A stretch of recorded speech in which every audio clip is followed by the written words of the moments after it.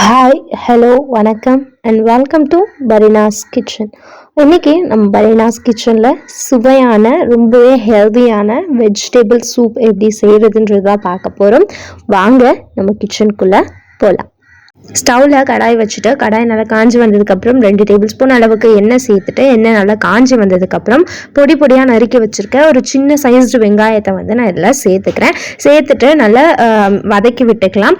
வெங்காயம் பெருசாக இருந்தால் நீங்கள் பாதி அளவுக்கு வெங்காயம் மட்டும் நீங்கள் சேர்த்துக்கோங்க. இப்போது இது கூடவே நான் ஒரு டேபிள் ஸ்பூன் அளவுக்கு இஞ்சி பூண்டு விழுதியும் சேர்த்து நல்லா இந்த மாதிரி மிக்ஸ் பண்ணி விட்டுக்கிறேன்.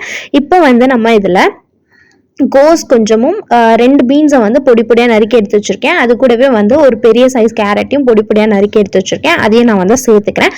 சேர்த்துட்டு நல்லா மிக்ஸ் பண்ணி விட்டுக்கலாம். இது ஓவர் குக் ஆகிடக்கூடாது.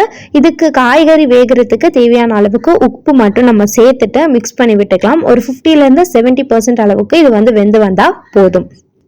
இப்போ இது கூட ஒரு டேபிள் ஸ்பூன் அளவுக்கு மிளகுத்தூள் நான் சேர்த்துக்கிறேன். உங்களுக்கு இன்னும் காரம் வேணும்னா 1 டேபிள் ஸ்பூன் அளவுக்கு மிளகுத்தூள் சேர்த்துக்கோங்க. சேர்த்துட்டு நல்லா நம்ம காய்கறியோட மிக்ஸ் பண்ணி விட்டுக்கலாம். பாருங்கள், இந்த அளவுக்கு மிக்ஸ் பண்ணி விட்டாச்சு. இப்போ இது கூட ஒரு டேபிள் ஸ்பூன் அளவுக்கு சோயா சாஸ் நான் சேர்த்துருக்கேன். சேர்த்துட்டு நல்லா மிக்ஸ் பண்ணி விட்டுக்கோங்க. இப்போ இதில் 2லேருந்து 3 கப் அளவுக்கு தண்ணி சேர்த்துட்டு நல்லா மிக்ஸ் பண்ணி விட்டுக்கோங்க. தண்ணி சேர்த்ததுக்கப்புறம் இதுக்கு தேவையான அளவுக்கு உப்பு மட்டும் நீங்கள் சேர்த்துக்கோங்க. சேர்த்துட்டு நல்லா இந்த மாதிரி மிக்ஸ் பண்ணி விட்டு கொதிக்க விட்டுருங்க மூடி போட்டு. அது கொதிச்சுட்ருக்க அந்த சமயத்தில் நான் ஒரு டேபிள் ஸ்பூன் அளவுக்கு கார்ன்ஃப்ளவர் மாவு கொஞ்சமாக தண்ணியில் சேர்த்து நல்லா கரைச்சி எடுத்துக்கிறேன். எந்த ஒரு கட்டிகளும் இல்லாத அளவுக்கு. பாருங்கள், இந்த அளவுக்கு. இப்போது பார்த்தீங்க அப்படின்னா இதெல்லாம் நல்லா கொதித்து காய்கறிலாம் வெந்து வந்துருச்சு. இந்த டைமில் நம்ம இதில் நம்ம ரெடி பண்ணி வச்சுருக்க அந்த கார்ன்ஃப்ளவர் தண்ணியை இதில் சேர்த்து விட்டுட்டு நல்லா கொதிக்க விட்டுடலாம். இந்த டைமில் இதற்கு தேவையான அளவுக்கு உப்பு, மிளகுத்தூள் வேணும்னா நீங்கள் சேர்த்துக்கோங்க. எனக்கு இதில் உப்பு காரம் ரெண்டுமே கரெக்டாக இருக்குது.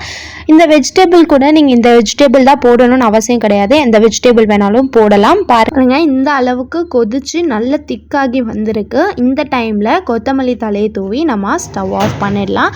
அவ்வளோதான், நம்மளோட சுவையான வெஜிடபிள் சூப் சூப்பராக ரெடி ஆகிடுச்சு. இது உடம்புக்கு ரொம்பவே ஹெல்தி. நீங்களும் இதை கண்டிப்பாக உங்கள் வீட்டில் ட்ரை பண்ணி பாருங்கள். குழந்தைங்களுக்கும் செஞ்சு கொடுங்க. இந்த வீடியோ உங்களுக்கு பிடிச்சிருந்தா லைக் பண்ணுங்கள், ஷேர் பண்ணுங்கள், கமெண்ட் பண்ணுங்கள். மறக்காமல் பரினாஸ் கிச்சனுக்கு சப்ஸ்கிரைப் பண்ணிவிடுங்க. கூடவே பக்கத்தில் இருக்க பெல் ஐக்கானையும் கிளிக் பண்ணுங்கள். ஸோ தென் என்னோடய வீடியோஸ் உங்களுக்கு வரும். Tata, bye bye.